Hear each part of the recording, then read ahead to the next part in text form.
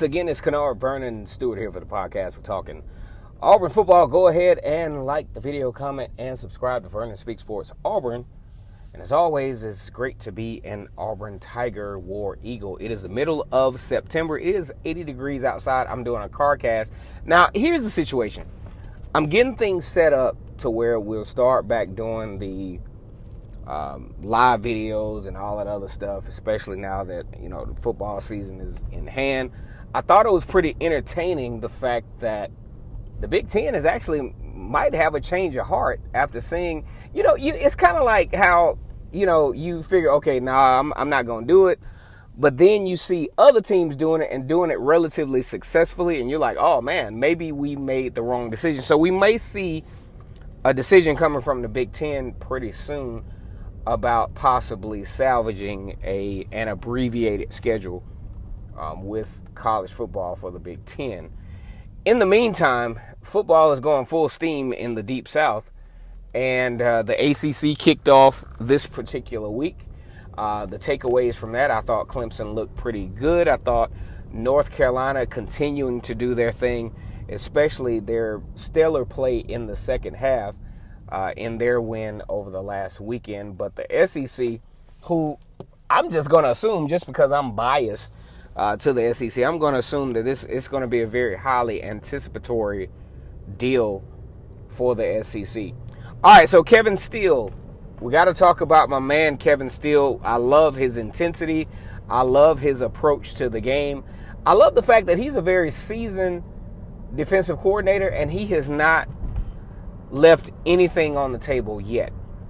Arguably, one of the prime moments of his career was the 3-1-7 defense against LSU. Now, I covered this, and you can look back at a video that I did. I might even put this in the description. I should put it up as a tag or whatever, but I'll put it in the description. I did a video with NMD TV, who actually covers Miami, but he wanted to do a thing on LSU and Auburn. And I felt like Auburn had to do some type of abbreviated type of defense to not necessarily stop LSU, but to limit what they're good at. And I felt like, after looking at the stats, Joe Burrow actually threw for about 12 yards per pass. I felt like if Auburn had a chance to win this game, they had to limit that down to 10, but I think they limited it down to more than that.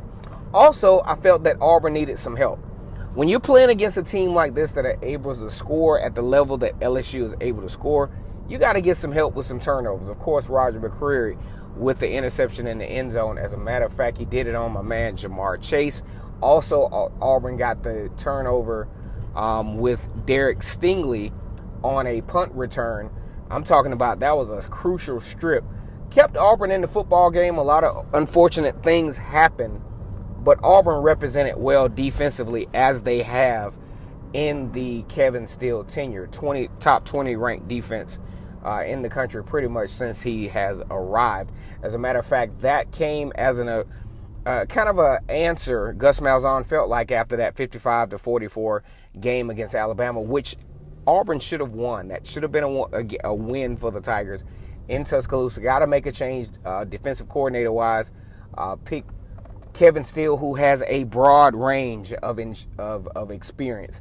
I mean, he's been to Alabama. He's been to Clemson. Matter of fact, he and Chad Morris actually had a stint at Clemson together. So this guy's been around. He's one of the most seasoned, one of the most respected coordinators in the game. He took to the podium and did an interview a couple of days ago. Now, I was actually intrigued by the interview. I love his verbiage. I love how he actually articulates the game and understand what I like to call, even in my own business or professional life, is the personnel to demand balance. And what I mean by that is you got to have the personnel in place to execute what it is that your identity, as far as brand, what you want to do on defense. And I think they executed that perfectly in that 3-1-7 defense, because you had guys that can cover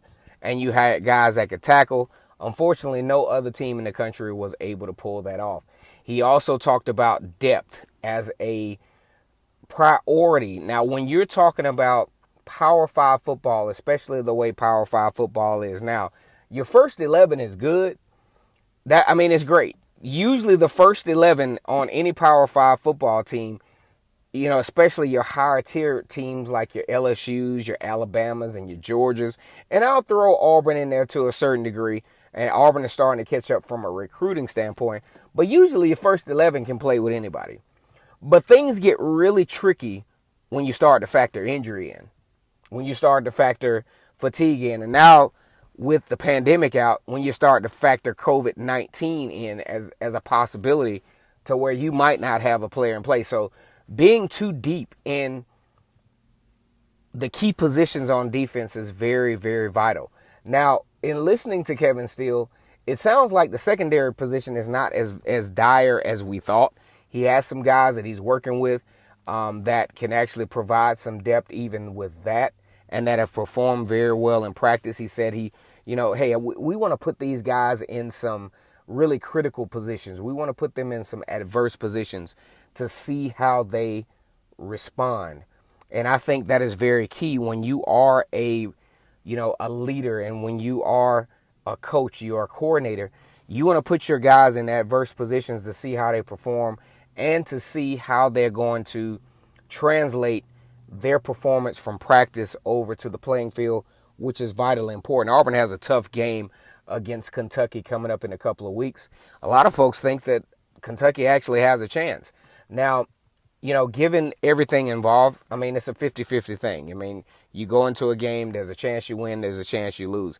I think Auburn has recruited very well in the last 3 recruiting classes. They've recruited for depth.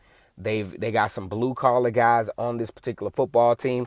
So I think Auburn is in a great position. Kevin Steele illustrated this in some form or fashion in his interview.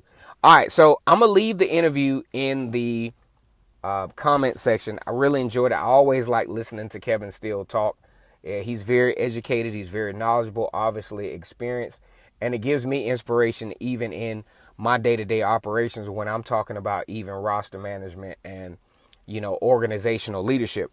Okay, guys, like the video, comment, and subscribe to Vernon Speaks Sports Auburn. We always talk about Auburn football here.